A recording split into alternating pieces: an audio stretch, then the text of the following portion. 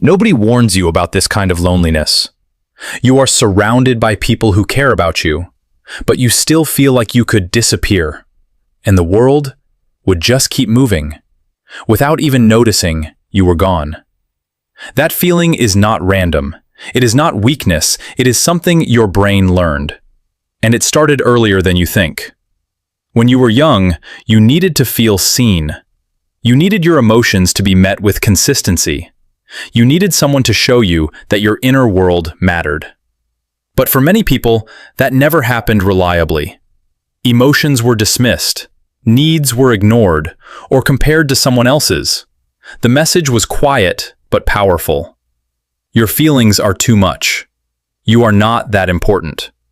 Your brain absorbed that message. It wired itself around it, and it made a quiet decision.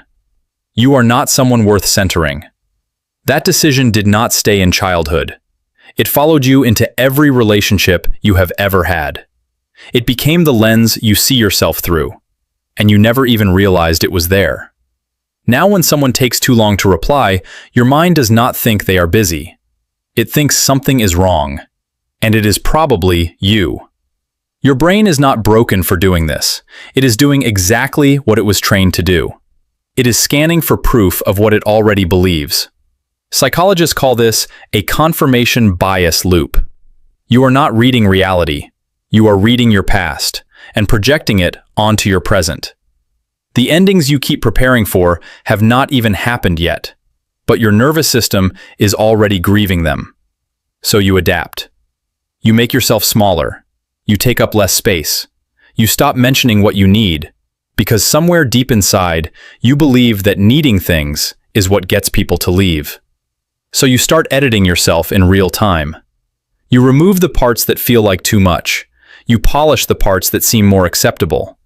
You become easier to be around, but also easier to overlook, because no one can value what you never show them. Then the comparison starts. You look at the people around you, and your mind runs an automatic audit. They are more confident, more interesting, more put together. Research on social comparison theory shows something important. People who already hold negative beliefs about themselves compare upward constantly. They measure themselves against people who seem to have more, instead of recognizing their own value. You are not doing this because others are actually better. You are doing this because your brain is looking for evidence. Evidence that you are always the second choice. And it keeps finding it, because it keeps looking for it. So you start giving more. You show up harder. You offer more than anyone ever asked for.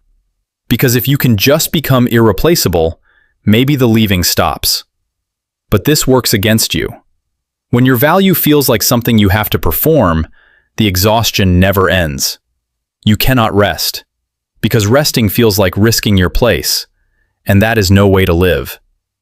Here is what psychology actually says about all of this.